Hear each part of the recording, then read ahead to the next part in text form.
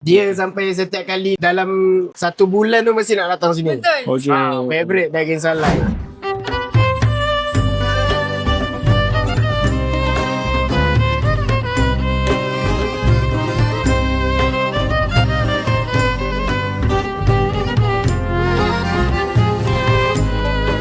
Nama saya Azhan daripada Shah Alam je. Memang dah selalu repeat dah makan kat Salai Power ni. Setiap kali raya. Setiap kali raya mesti datang. Hari ni kita orang ambil daging salai, yang ni kita orang ambil yang pedas. So memang setiap kali datang memang akan ambil daging salai lah. Sebab yang ni memang kita orang punya favourite kat sini. Dia sampai setiap kali dalam 1 bulan tu mesti nak datang sini. Betul. Okay. Favorite daging salai. Dia unik dia dekat Salai Power ni. Dia punya daging tu memang sedap. Lepas tu dia punya kuah tu kick. Memang betul-betul power lah. Sesuai sangat sebab kalau kita tengok banyak walaupun orang ramai still ada meja. Kebersihan sangat power lah. Memang sesuai dengan nama, power. Sebenarnya kita orang datang sini nak photoshoot saja lah.